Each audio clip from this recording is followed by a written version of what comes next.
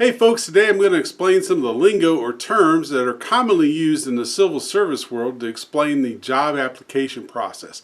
Now, it's important to understand that you don't have to know any of these terms to apply for a government service job. You just follow the steps in USA Jobs, and you don't have to know any of this sort of stuff. So if that's what you're here for, thinking you got to learn this stuff to get a job, nah, go find some cute cat video, because you don't have to know any of this.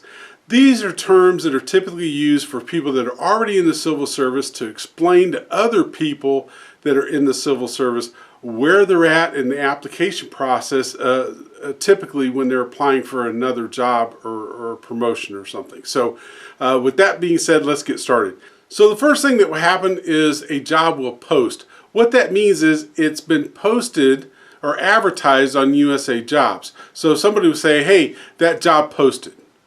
That's all that means, is it's available to be viewed by the public or anybody else at USA Jobs. So the next thing that will happen is somebody will say they wrote on a job or they're going to write on a job.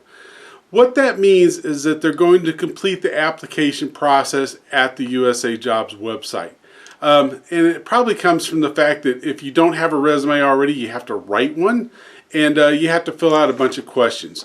So that's probably where that term comes from. They wrote on a job, they wrote their resume, and they filled out the application questions for that job. So they wrote on the job. After that, the person may tell you that they've been found tentatively qualified. All that means is that when they filled out the application on USA Jobs, a computer went through and looked at how they answered their assessment questions and scored them high enough to where they were qualified for the job. It doesn't mean that they got the job. It doesn't even mean the hiring official has looked at their resume.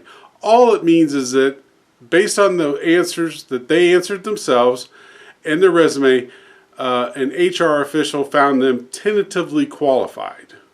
After a person's been qualified, they may make the cert.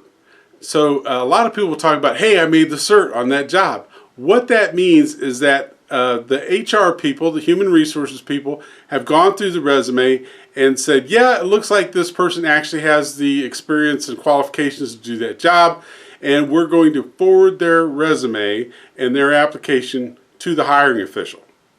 And then the hiring official is going to look at it, and actually what they'll do is they'll probably convene what's called a selection advisory board, or a SAB, to go through all the resumes that they've received and grade them.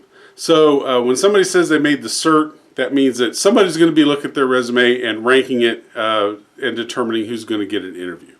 Which leads us to the next thing is, hey, I got an interview.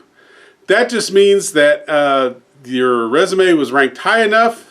And typically, you know, if they have like maybe 20 people that make the cert, they're going to go through those and maybe grade everybody, and hopefully there's a natural score break somewhere to where there's a reasonable number of people. So let's say out of those 20 people, 6 of them scored very well, and so those 6 people are going to get actual interviews, and that's what that means is I got an interview that you've narrowed down from the cert through the selection advisory board, and are actually going to be interviewed by people that are going to determine whether or not you're going to get the job. So after the interview, if you're the #1 candidate, the most qualified candidate, then the hiring official is going to submit your name to the Human Resources Office, and they are going to make you a tentative offer.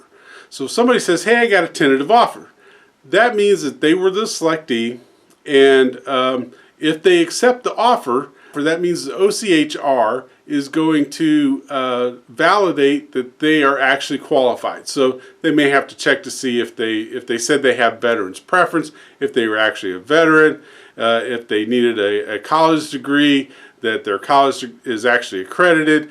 They're going to go through all the things that all the qualifying factors and make sure that those are actually correct and the person is actually qualified for the position.